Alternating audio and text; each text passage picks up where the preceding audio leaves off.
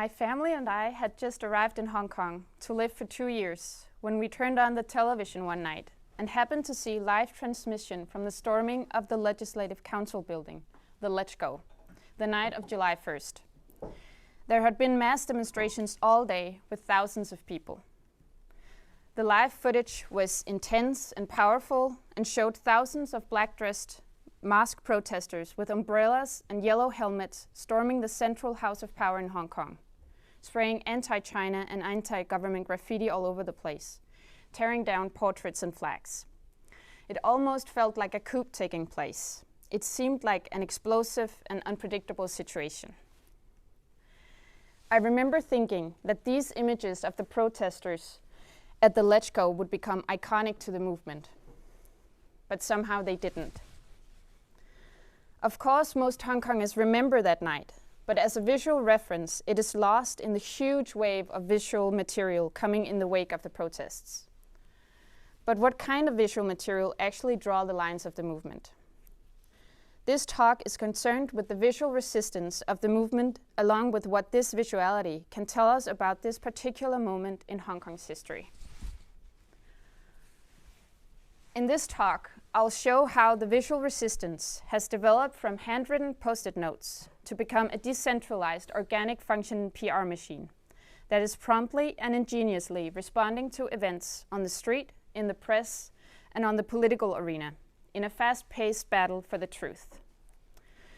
The visuality ranges from slogans calling for revolution, drawings of protesters as manga cartoon characters and superheroes, memes ridiculing the government, prints with graphic depictions of police violence, educational pamphlets, and on to small stickers reminding people to keep hope and their mental well-being, and so much more. The physical side of this visuality is signified by the printed material wallpapered on the numerous protest walls sprinkled across the territory of Hong Kong. My argument is that these walls represent physical extensions of the digital PR machine body, and function as vital sites of resistance, allowing for another temporality and another kind of participation than the short-term explosions of the weekly demonstrations or the massiveness of the visual production unfolding online and on social media platforms. The material hung on protest walls will usually stay there longer, while posters hung on walls and lampposts in relation to demonstrations will be removed more quickly. Through a clear visual strategy, the movement occupies and territorializes public spaces, not with their bodies, but with printed material. I argue that this printed material, the posters, the sticky notes, could be understood as prolongations of the body. And by this I mean that it is almost as if you're standing next to other protesting bodies when you read the posters and the post-it notes. In other words, these spaces of the city become pockets of prefigurative politics, enacting another Hong Kong than the one we have today. In this talk, I'll show some of the constantly shifting visual markers that have dominated the visual resistance and present some of the possible routes into understanding this visual surge and the machinery behind it that has been sweeping through Hong Kong for the past many months. But first, I'll introduce some of the background of the movement. The situation that originally sparked the protests was a proposed amendment to the law on extradition that would make it possible for China and other countries to extradite suspects from Hong Kong. The fear from the population in Hong Kong was that China would be able to use this agreement to legally extradite people they deemed politically problematic. Early June 2019 saw the first huge mass rallies with several million participants. On September 4, after 3 months of heavy and intense protesting, the amendment was finally withdrawn. However, by then, to many protesters, the movement had already become about something different and more comprehensive than just the bill. The call for Hong Kongers to add oil had already changed to Hong Kongers revolt, and the slogan was no longer "No extradition to China," but "Liberate Hong Kong, revolution of our time." The movement had become a full-fledged resistance movement in direct conflict with the police and the administration of Hong Kong, and with 5 clear demands. The demands are: 1. Complete withdrawal of the extradition bill, which has already happened. 2. Release of arrested protesters without charges. 3. Withdrawal of the characterization of all protests as riot. 4. Independent investigation into police brutality, and this is actually the one that is mostly debated and which might take place. 5. Implementation of full universal suffrage. In this talk, I refer to what is happening in Hong Kong as a movement. However, while they have clearly and successfully advocated the 5 demands and seem on the surface to work towards a common goal, they have, on the other hand, refrained from proposing a basic code or other clear-cut descriptions of what they want after the 5 demands.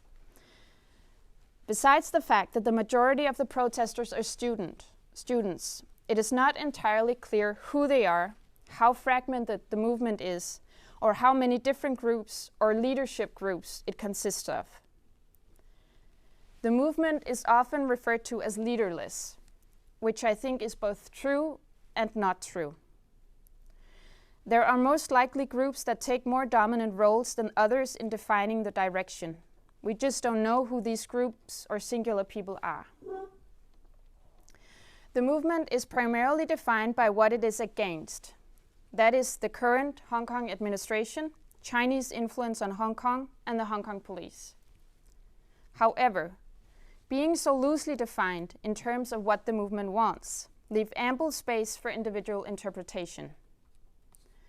As it is now, the movement includes positions ranging from Democrats, anarchists, anti-capitalists, as well as nationalists and to some degree even chauvinistic sentiments.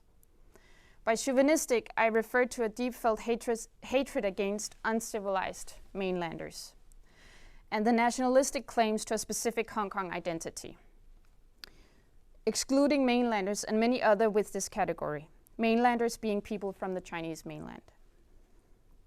To most European and North American media outlets, the movement seems to be about a wish for representative democracy, often neglecting the anarchist and anti-capitalist currents also contained in the movement. Nevertheless, this lack of definition makes it possible for the movement to be what you want it to be and to change as needed. In this sense, the movement is itself being water, as the slogan goes, in resisting definition to what that would exclude parts of the protesters from being part of the movement. The anti-extradition movement is also sometimes called the water revolution, in reference to Bruce Lee's famous idea of being like water. Quote, "Instead of trying to impose on his mind, he adjusts himself to his opponent like water pressing on an earthen wall. It flows through the slightest crack. There is nothing to try to do but try to be purposeless and formless like water." Unquote. This thinking of being like water has really become a mantra of the movement, often understood as a new way of protesting, as opposed to the way of the umbrella movement in 2014, that had a main stage from where the supposed leaders of the movement would talk. Since all the leaders of the umbrella movement were imprisoned afterwards, this new movement will not expose itself in the same manner, by putting itself and its leaders out there. Instead, it would be water. My method to research this movement has been somewhat coincidental. I happened to arrive in Hong Kong just about when it all started, and I've been taking documentary photographs often, but in no way systematically to begin with. I research socially engaged art projects in Hong Kong, and these projects take place in small mountain villages, in suburban districts, and centrally on Hong Kong Island. And on my way to these places, I would often pass protest walls, as they're usually located close to metro stations and other transportation hubs. After some months in Hong Kong, I started following the visuality of the movement more thoroughly. I've been trying to document as much as I could of material hung in public spaces, as well as digital material. However, the amount of visual material produced is massive, and I do not purport to know every single piece that is produced or printed.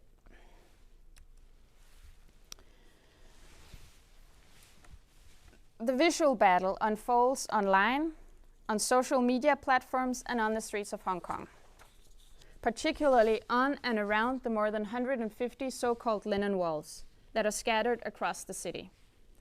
The linen walls are called so in reference to the Prague Linen Wall, originally set up in remembrance of John Lennon's assassination, but beginning in 1988, used as a place to express dissatisfaction with the Soviet regime. The umbrella movement in 2014 is known for maintaining one very large linen wall near Admiralty on Hong Kong Island, with tens of thousands of post-it notes expressing wishes for democracy and universal suffrage. For this new round of protests, beginning June 2019, the linen walls have spread like wildfires, or water one might say, to the rest of the city. And I was just gonna show you a video. Er der lyd egentlig?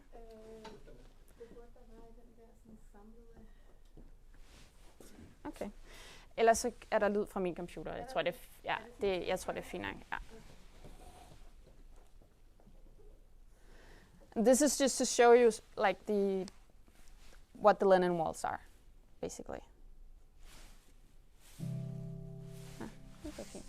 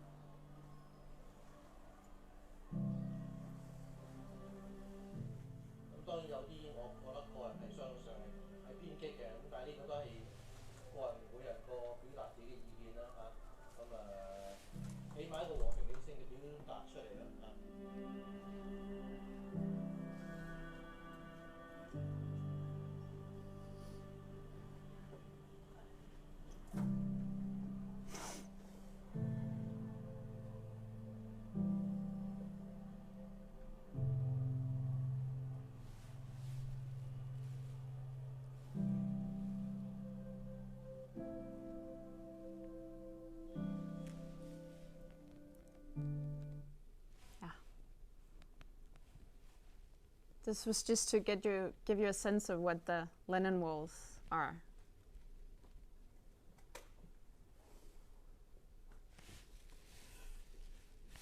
Yeah.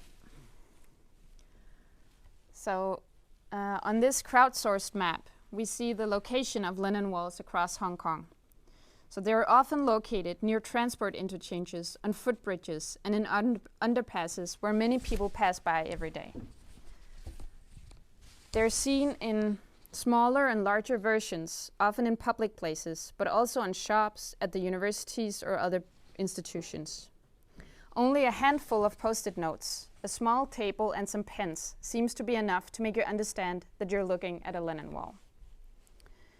Seeing how the current linen walls have spread across the city, I think it is important to understand how different the current movement is compared to the umbrella movement of 2014. First of all, the umbrella movement was largely a long-term occupation that took place at 3 sites, the central one in Admiralty, as well as in Mongkok and Causeway Bay. The current movement, on the other hand, is multi-sided, meaning that every weekend there are demonstrations all over Hong Kong and in new places each weekend, implicating many more neighborhoods and communities than the umbrella movement. The linen walls and the visual side of the movement have gone through a significant evolution. In the beginning, the visual expression of the walls were primarily made up of handwritten post-it messages and drawings by people passing by, as we saw in the video. While post-it notes are still written and hung on walls, the dominant visual expression of the fluorescent colors of the post-it notes has largely been replaced by a more organized approach, in which professional artists, graphic designers, and other individuals and groups produce graphic content that are made freely available online through a Google Drive, via messaging services such as Signal or Telegram, or through AirDrop, for all to print and for anyone to hang and use as they deem fit. Now the walls look more like wallpapered poster stands, repeating the same message over and over again.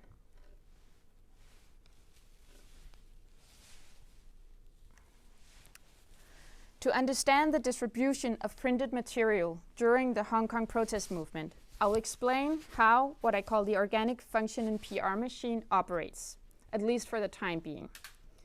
I call it a machine in reference to the pace and almost mechanical determinacy with which it works, from the production of material to the distribution digitally, and on to the distribution in physical space, typically on the linen walls. In a machine, each part is equally important with its own definite function. Furthermore, each part is also replaceable, meaning that anybody can take over when somebody has to leave. Also, in this particular machine, anybody can step in and be a part of it at any time, just by printing a poster and hanging it on a wall. On the level of content producers, we have a lot of different actors and groups contributing content. There are the people who are involved in what is called the PR group, the Wenxuan, which essentially comprises an anonymous group of between 200 to 600 people, consisting of designers and other people who are able to produce graphic content and do it quickly. They share their work as PDF files on public Telegram channels for everybody to print and distribute, physically or digitally. These Telegram channels have between a couple of thousand followers and up to 145,000 followers. Followers can also submit material to the PR group. Oh, the numbers are not updated on this one. But followers can also submit material to the PR group, who will then distribute it digitally. The PR group channel usually react within a few hours to events and incidents taking place on the streets and the political arena, presenting their side of the story or disclosing information they think the government or the police are trying to conceal. There is an abundance of material produced and spread online, and some of this material make it onto the street, and some of the material made for the street makes it back onto the wired landscape of the social media. It is a well-organized machine at the same time as individuals can quickly put an imprint on the movement by producing material or by printing and posting material in a public space. Another group of content producers are the artists and groups that work independently of the PR group. Many artists contribute artworks and post them on Instagram and make them available for download. Many such artists have fully public identities. Usually other people print and hang their work on the linen walls. There are also groups and individuals that work anonymously and produce material for the street themselves, such as the anonymous group Midnight Glue. Midnight Glue uses visual guerrilla warfare tactics by inserting their life-size renditions of police violence in public spaces. The quickly disappearing instances of power abuse seen on the streets of Hong Kong are somehow perpetuated through these artworks as they hang there as violent reminders of what we're not supposed to see. Returning to the PR machine, an often used method of the PR group is what we could call a recuperation of symbols. That is, they take an existing symbol and give it a new meaning, in service of their purpose. Here we see Pepe the Frog, who was used by right-wing supporters of President Trump, but who is now an avid supporter of the Hong Kong protests. Another one is the Chinese character Mei from the company Blizzard's game Overwatch. Blizzard punished some of their gamers for openly supporting the protesters in Hong Kong, so the protesters decided to turn one of the Blizzard characters into a supporter. Also, we have the well-known children's game of Monopoly, now referring to the police, known as the Popo, and their government-granted monopoly on violence. And here Carrie Lam seems to actually be the Joker from the Batman movies. Beside Carrie Lam and the police, another common enemy of the protesters is authoritarian China. They ridicule Xi Jinping, or Xini the Pooh as he's known, and make efforts to enlighten everybody of the historical suppression of the Communist Party of China. They present Mao in the outfit of a protester here, and use popular and well-known Mao quotes to justify action against the government, such as, quote, "Revolution is no crime, to rebel is justified," unquote. The Tiananmen Square protests of 1989, as well as the Chinese government's stubborn concealment of the events, have become a recurring symbol of the movement. They could have tied their battle to the current situation for the Uyghurs in Xinjiang or the continued struggle of the Tibetans, but they have only done so to a very limited degree. The symbol of the Tiananmen protests are deemed the most effective proxy for referring to Communist Party suppression and for arousing sympathy with the cause. The Tiananmen massacre is not only well known in Europe and North America, it is also an intrinsic part of the self-understanding of many young Hong Kongers.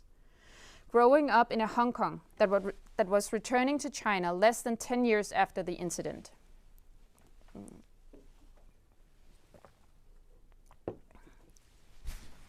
In his seminal book on Hong Kong culture from 1997, Akbar Abbas describes the 1989 Tiananmen massacre as one of two traumas that confirmed Hong Kong people's fear of losing the Hong Kong that they knew, the other being the 1997 handover itself. The Tiananmen trauma is reenacted again and again in the visual material of the movement.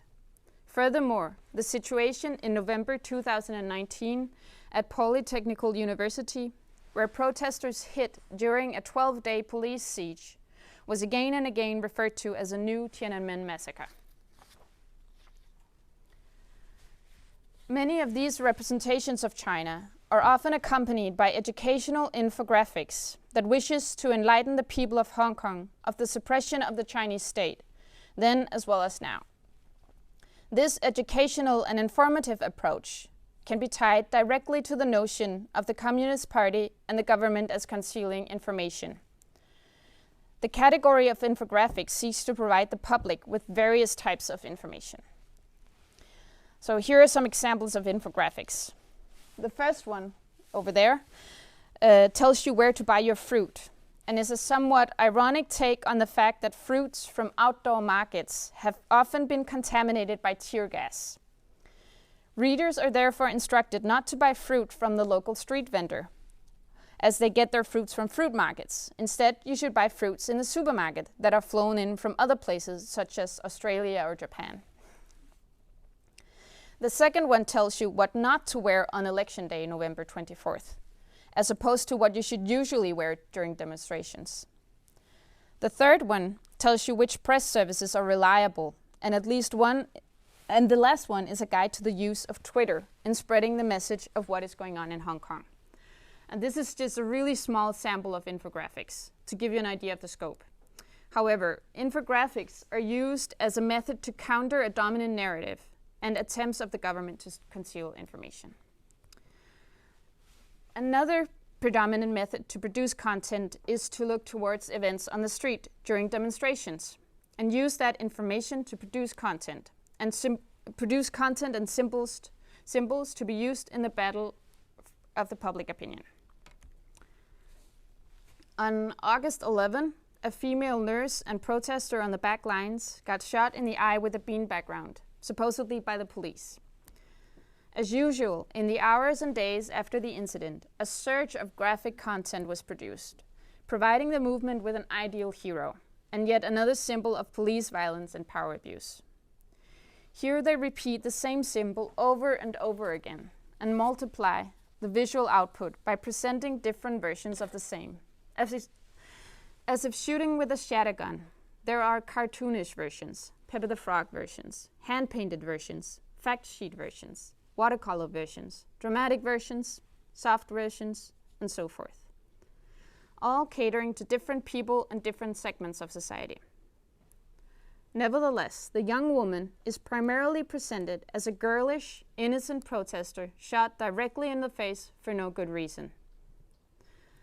This representation of the protesters as innocent, loving, and vulnerable recur in many of the depictions of the protesters, like in this picture.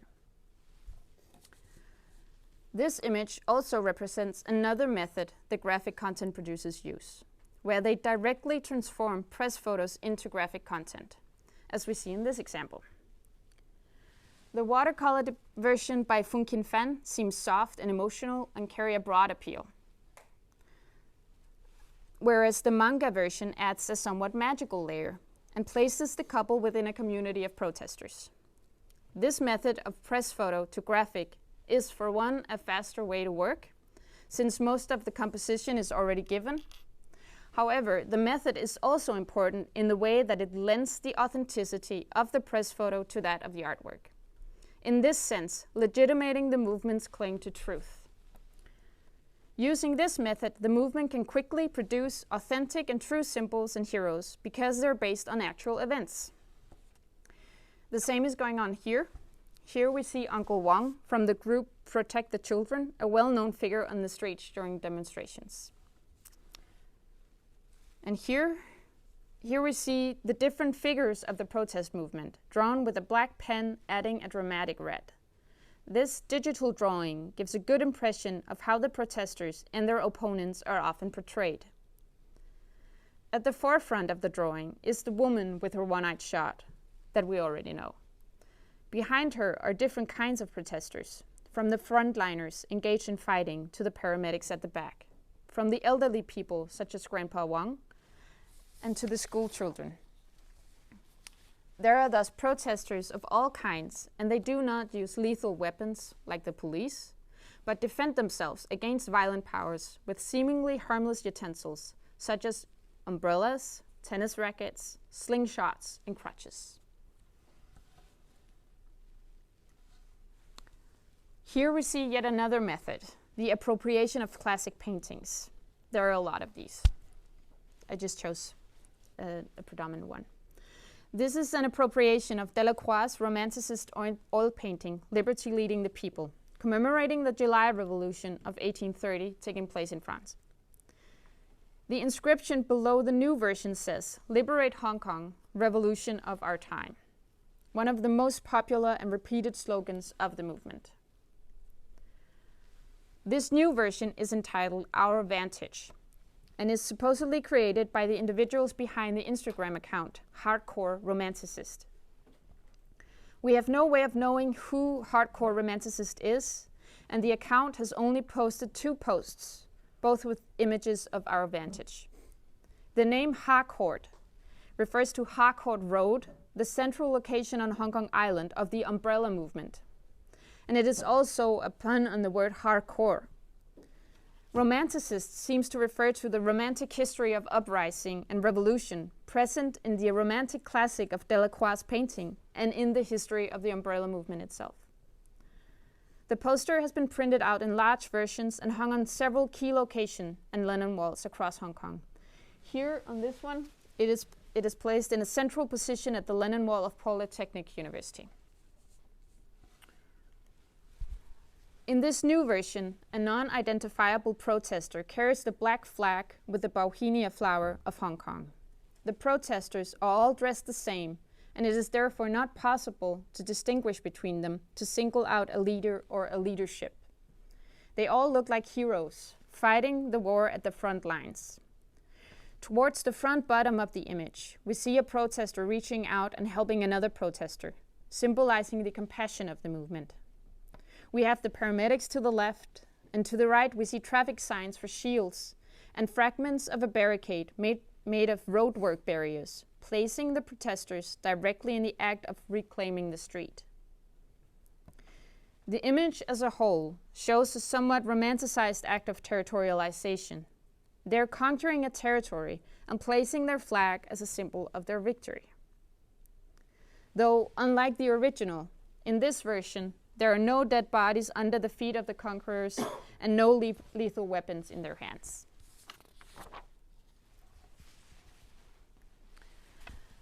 The figure of the protester with helmet and flag in hand is constantly reproduced in new settings and new designs. Most of the designs repeat the slogan, "Liberate Hong Kong, Revolution of Our Time," as well as the other most well-known slogan of the 5 demands. One of the two, on the 2 posters in the lower corners, there is a number, like on that one, 831. This refers to the date August 31st, where the police entered a metro train carriage and allegedly beat people at random. The footage is quite violent, so I won't show it here. My point here is not to spell out the obvious police violence going on, but rather how the dates in themselves constitute important anniversaries of the movement. And I somehow didn't translate this, but it states various dates of the movement. The protesters seem to be using the dates to constitute new traditions for their new community. For their imagined community, they thus create a sense of coherence through a shared history and through reasons to gather, things to remember, or more importantly, things not to forget, as they phrase it. Even a national anthem has been composed to accompany this new community.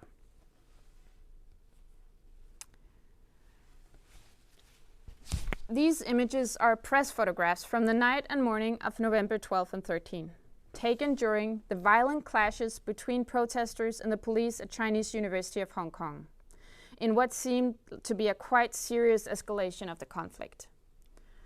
Looking at the photographs to the left, it almost looks like the protesters are reenacting the scene from the appropriation of Delacroix's Liberty Leading the People. In some sense, they provoked a performance of the imaginary they have been advocating through the PR group. They are carrying the flag in the middle of the battle, seemingly aware of the powerful and dramatic imagery the flag, the smoke, the fighting protesters, and the light from the flames are creating. The photograph to the right shows a scene from the early morning when the police have retreated and the protesters have entrenched themselves at Chinese University. The morning light and the protesters looking towards the horizon, as if waiting for a new beginning, waiting for the new community to come to life. The new beginning lasted 4 days, the period of time when they occupied Chinese University before they retreated to other positions within the city. It is, of course, difficult for the protesters to control the press in their documentation of the protests. But as the photo is repeated again and again on the PR group Telegram channel, it seems the protesters are also well aware of the importance of visual material in the battle for public opinion and the truth. This circular movement of imaginaries from life to graphic rendition and back to life says something about the importance of visual means in the acts of protest on one hand, and of how they in this act of protest perform the imaginary. Returning again to the Lenin walls, where all this material I have just presented to you hang.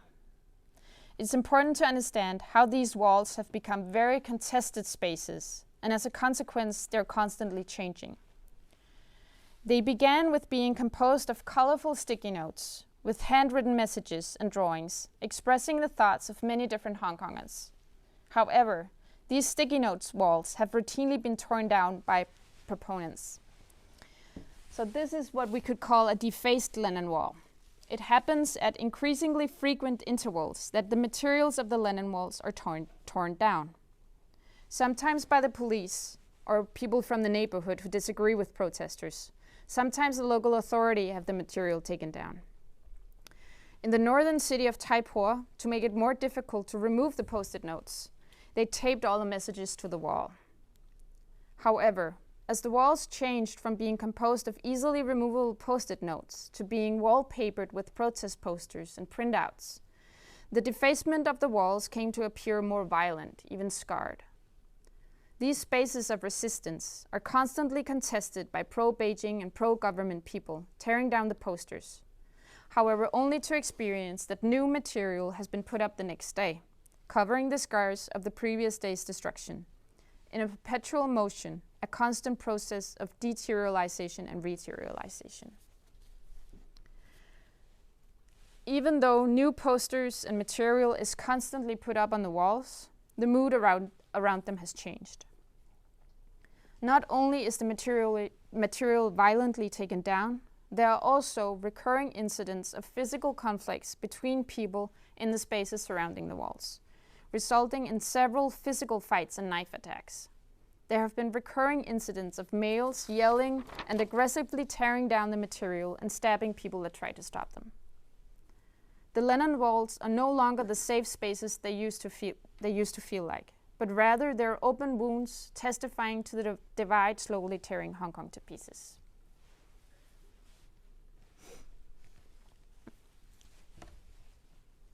What I have not covered in this talk is how the visual resistance culture in Hong Kong compares to that of other ongoing conflicts in other places of the world. I wonder whether they have an equally effective PR machine in Chile. I have seen lots of sharing between these sites of protest and utterances of solidarity, but each site also seems quite particular with its own sets of obstacles and internal conflicts and wishes for the future. Further research into the overlapping themes and imaginaries of the visual resistance in these regions would be a good way to further this research. Another aspect I have not covered here is that of the pro-government and as well as the Chinese side. I have seen a few posters and few graffiti writings on the wall here and there in support of Carrie Lam and China, but more research could definitely go into this part of the visuality. In this talk, however, I have shown some of the things the protesters in Hong Kong do visually, and how the PR group and fellow protesters appropriate, adjust, recuperate, and steal existing symbols, designs, art pieces, press photos, commercials, cartoon characters, and more, and give the material a new message. And then they repeat that message over and over again in various formats and on various platforms. The main methods I've covered in this talk are how they recuperate symbols, the method of lending the authenticity of the press photo, the use of infographics as a counter-narrative to the government, and the appropriation of classic paintings, lending the recognition inherent in the original painting to that of the protesters. The majority of these methods legitimizes the movement's claim to truth, showing how authenticity and truth are central tropes within the movement. Furthermore, the use of the Tiananmen massacre as one of the central symbols of, on the one hand, ties to this claim of truth and to the wish for open information, and on the other hand, serves as a reenactment of the trauma embedded in this generation of Hong Kongers. During the peak of the Lenin walls, the walls functioned at vital sites of resistance, where people of all kinds gathered and shared their thoughts. As the occurrences of violent physical attacks in relation to the walls grew, fewer people posted sticky notes on the walls. Nevertheless, the walls are still maintained through the PR machine, who continue to produce material with an unforeseen speed.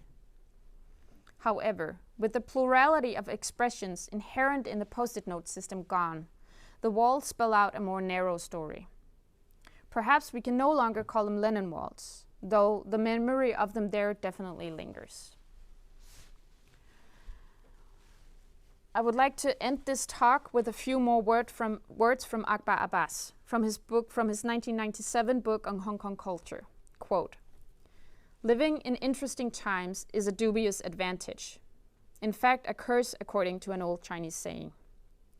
Interesting times are periods of violent transitions and uncertainty. People in Hong Kong, faced with the prospects of 1997, clearly live in interesting times, unquote. While the year 1997 is already long gone, the prospects are still there in the face of Hong Kong.